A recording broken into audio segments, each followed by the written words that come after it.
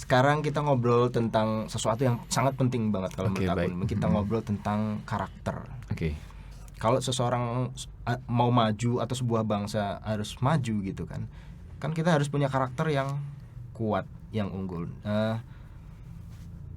Kita percaya bahwa karakter yang hebat itu bisa terbentuk karena environment-nya, Mas, lingkungannya. Jadi lingkungan yang baik itu membentuk seseorang itu dengan intens, Mas. Jadi kalau misalnya keluarga itu kita dibentuk dari hari ke hari selama bertahun-tahun sehingga kita tuh lama-lama jadi unggul. Pikiran kita, wawasan kita, karakter kita secara umum gitu ya, semangat kita. Mereka punya keluarga yang mendukung, lingkungan pergaulan yang bagus, sekolah atau guru yang baik. Nah, kalau orang tua Mas Ade dulu tuh seperti apa sih, Mas? Bagaimana ayah dan ibu itu menanamkan misalnya nilai-nilai yang baik sehingga Mas Ade mungkin bisa seperti ini? Itu seperti apa itu, Mas? Oh iya, baik. Yang pasti sekali lagi yang selalu saya ungkapkan adalah rasa syukur saya terhadap keluarga saya juga adalah bahwa sebenarnya dari dulu mungkin kalau nilai-nilai yang ditanamkan sebenarnya saya rasa hampir semua keluarga sama lah ya, bahwa pasti berusaha untuk mengajarkan anaknya untuk mau belajar juga nurut sama orang tua, jangan jadi anak yang bandel ya, mungkin simpel sederhana. Bandelnya sedikit aja. Saya bersyukur dengan adanya olahraga menjadi fokus bagi saya, akhirnya jadi mungkin saya juga terhindar dari hal-hal yang mungkin kurang baik bagi pertumbuhan saya. Sebagai contoh misalnya saya jadi lebih sehat karena saya berfokus pada profesi di olahraganya saya juga. Asosiasi olahraga adalah sehat juga, jadi akhirnya saya beruntung.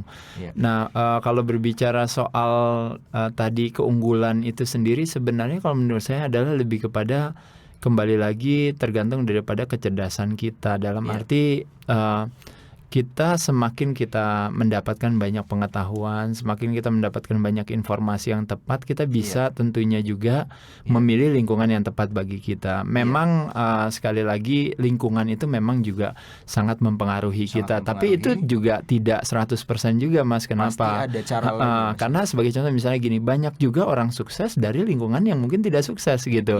Ada juga, tapi tergantung daripada cara berpikir orang tersebut atau individu tersebut. Begitu individu tersebut mungkin berada dalam lingkungan yang tidak sukses, tapi dia sendiri punya keyakinan bahwa kalau saya belajar saya bisa sukses gitu. Karena sekali lagi kita sukses atau tidak sukses misalnya itu bukan genetik ya. Jadi sebagai contoh misalnya kadang-kadang kesalahpahaman orang suka bilang gini, kakek saya gemuk, nenek saya gemuk. Bapak saya gemuk, ibu saya gemuk, berarti saya gemuk juga. Enggak seperti itu. Kakek saya miskin, nenek saya miskin, ibu saya miskin, bapak saya miskin, berarti saya harus miskin juga. Tidak begitu juga. Jadi sebenarnya nasib kita tuh tergantung kita. Nah, justru yang saya syukuri dari keluarga saya adalah bahwa dari dulu selalu kan mengutamakan yang namanya kan pendidikan. Jadi saya bersyukur mendapatkan kesempatan untuk bisa bersekolah, menyelesaikan studi saya sampai tingkat universitas juga.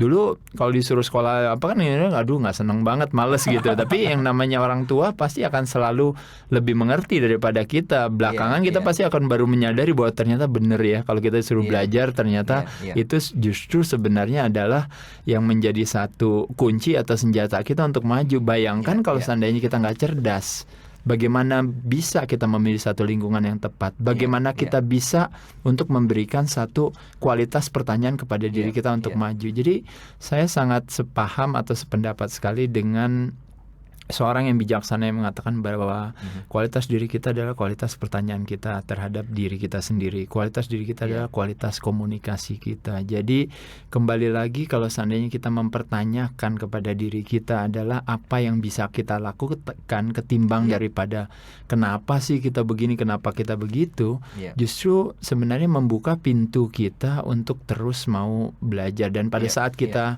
memiliki satu kecerdasan yang lebih baik, pada saat itulah saya rasa kita bisa lebih optimal. Saya ingat waktu itu orang tanya misalnya, apa sih bedanya saya dengan atlet-atlet binaraga yang sebelumnya misalnya, yang lain.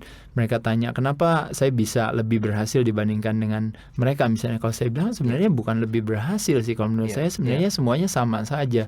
Latihan juga sama kerasnya juga, ini apa, Tapi mungkin sekali lagi, kalau saya juga ngelihat ada orang yang mungkin lebih sukses dari saya atau apa, saya selalu melihat bahwa kenapa dia lebih sukses daripada kita, karena dia pasti punya kualitas pertanyaan yang lebih baik terhadap dirinya. Kadang-kadang kita mudah patah hati, kadang-kadang atau mudah patah semangat.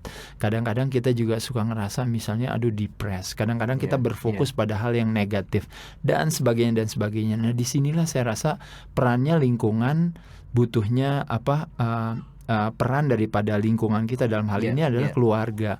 Saya bersyukur di keluarga saya, terutama almarhum ayah saya adalah termasuk salah satu orang yang selalu dari dulu tuh kayaknya nge-push saya terus gitu. Kayaknya saya udah berhasil segini, kayaknya kurang gitu.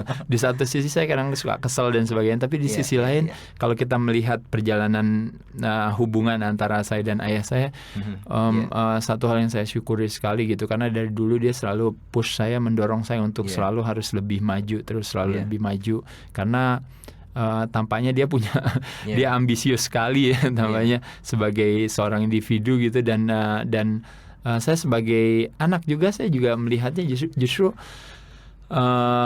kalau bicara soal kualitas pertanyaan, saya justru malah berpikirnya gini, bapak saya orangnya agak ambisius, ibu saya orangnya sabar dan sebagainya. Justru saya sebagai seorang anak, justru pada saat itu saya mikir gini ya, kadang-kadang kan orang suka bilang saya mirip bapak atau saya mirip ibu gitu.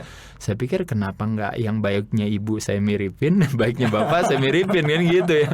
Jadi bagaimana saya bisa menjadi seorang istilahnya generasi selanjutnya yang lebih tangguh gitu. Jadi saya dari dulu pikirannya seperti itu ya. Saya bilang nggak semua orang bisa berpikir seperti itu. Saya pikir bapak saya bagusnya di mana ya? Kalau giliran dia galak, saya bilang saya kalau bisa jangan galak gitu. Meskipun kadang-kadang saya suka galak gitu. Saya pikir saya jadi kayak bapak saya, atau kebalikan yang sangat dahsyat sekali.